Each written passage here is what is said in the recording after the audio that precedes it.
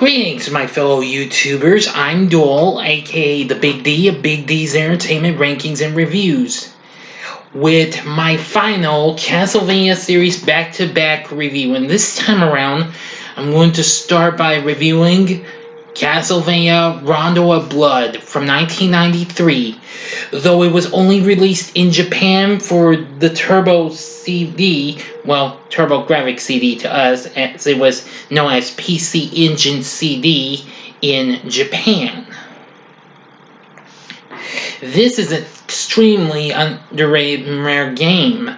Now, there are numerous playthroughs I've seen, and I think it's more amazing than what we would get in the form of Dracula X, sort of a butchered up remake that came out in 1995. I do believe that's when it was. Let me check. Yes, in 1995. Just wanted to be sure. But however, we would get that game later on the PlayStation Portable in Castlevania the Dracula X Chronicles in 2007. Now, I think this game looks pretty cool and all. Now, the protagonist is Richter Belmont, heir to the whip vampire killer, and Simon Belmont's direct descendant. Well, he comes to the castle after his beloved Annette and sister Maria are captured by Dracula. But anyway, let's see. But, well, actually, they were taken by Shaft, his servant in the game. Sorry, as bait for a trap. Now, Richter makes his way through the castle, defeating his minions, including the Spirit of Death, Headless Knight, etc., etc. That's how the game goes. You can free various women along the way, not just young Maria.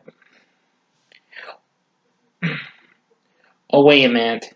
That was only in the Super Nintendo game, Maria being Annette's sister. I apologize.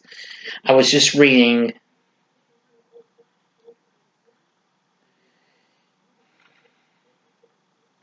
Yeah, Maria Renard, an orphan 12-year-old who insists on joining Richter. Yes, you can actually play as her. Now, unlike what you'd see in other Castlevania games, you can pick you can even pick an alternate route to an alternate stage, which you could give you the better ending and what have you. If you don't, you're going to be losing Annette big time. Yeah. Let's see. And you'll find two other girls, Tara and Iris. Get through all these here monstrous fiends, old and new, and then you will take on Dracula himself.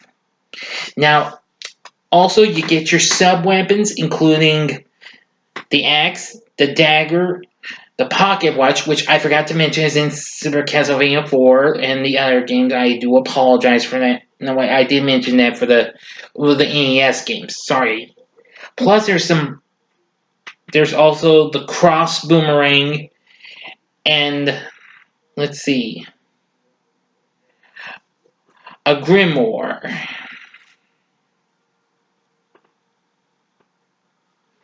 Yes. Can't remember what that was though, but you can also get a weapon charge. It can easily wipe out all enemies. It's called an Ion Crash. Whew. Now with Maria, when you get her as a playable character, she attacks using her doves and one of her 6 sub-weapons, which includes a white tigerkin, dragon whelp, baby phoenix, a turtle, egg, or musical notes.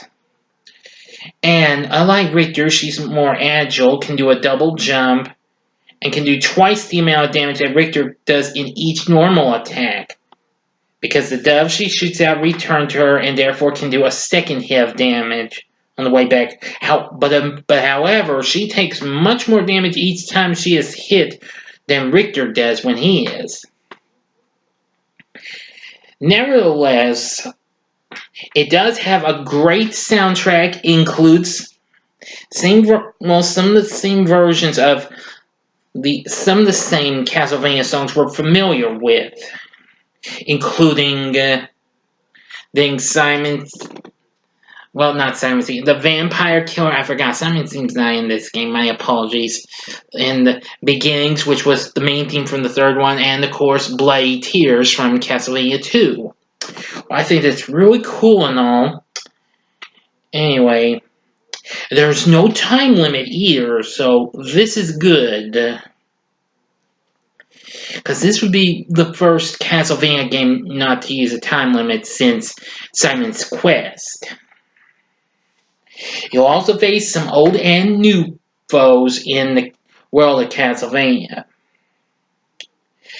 Anyway, all I can say is the game looks pretty cool. Now, this version actually did get put to the Wii Virtual Console in 2010. I'm not sure if it's still available. But anyway, if you have played this game, I bet you enjoyed it. Now, like I said, I've never played, but I've seen walkthroughs of it, and I think the game looks pretty cool. In 2005, there'd be a butchered up version called Dracula X on Super Nintendo. But mind you, don't think again this game, because that game is extremely pricey, even for the cartridge alone. Believe me, trust me, I know, I've seen it.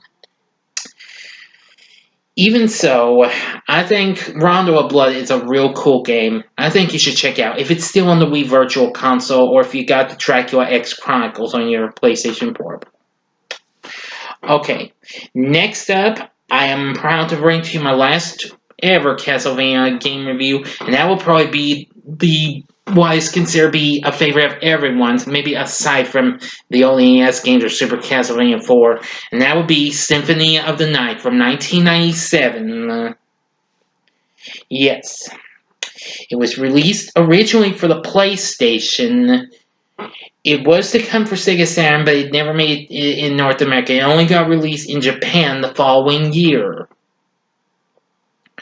Anyway, it's the 10th game in the Castlevania series, and it features Dracula's son Alucard as the protagonist, rising from his slumber to explore Dracula's castle, which has reappeared after Richter Belmont vanished, which includes a game that plays like standard Castlevania with Richter and confronting Dracula. Anyway, it marks a break from the previous games in the series, introducing exploration, non-linear level design, and role-playing elements, being the second game to feature RPG elements since Simon's Quest. But however, this was kind of more action RPG. Now, I've never played this. I have wanted to, but the price is a little bit a little high though. But I'd love to play Symphony of the Night, although I might need a strategy guide to help me out. I have seen 2 or 3 walkthroughs of the game, and I think the game looks pretty cool. It looks amazing. Music's great. The graphics look great. And Alucard's definitely a great character. And it's become a cult classic, a sleeper hit. Everything. Now, let me see. Now, they use 2-dimensional side-scrolling gameplay like all the others. Anyway. Now, the objective is to explore Dracula's castle to defeat an entity who is controlling Richter. Yes. Now, the entity can only be seen with a particular item obtained during gameplay. Once it is defeated, the second portion of the game is revealed, eventually leading to the final battle with a newly awakened Dracula. But anyway, let's see. The game is non-linear, but most of the castle is inaccessible until various items and abilities are collected, like shape-shifting into a bat, a wolf, or mist. As the player uncovers more of the castle, a map is updated to show progress. Now, of course, you can Now Alucard don't use a whip, but you can find and use a wide variety of weapons. But anyway, it's really cool and all. Now Alucard's hit points determine the maximum amount of damage he can withstand before dying, while his magic points decide how frequently a magical attack may be cast. He has 4 attributes: strength, defense, intelligence, and luck. Now, defeating monsters provide Alucard with experience points, like if you play RPGs or action RPGs, and they'll level up. And it will. Once doing that, his attributes will be increased. And he can cast up to 8 spells, which requires the player to input directional combinations, and will use up varying amounts of his magic points. Anyway, I really think this is a really cool game, and what have you. Now, let's see. Now, of course,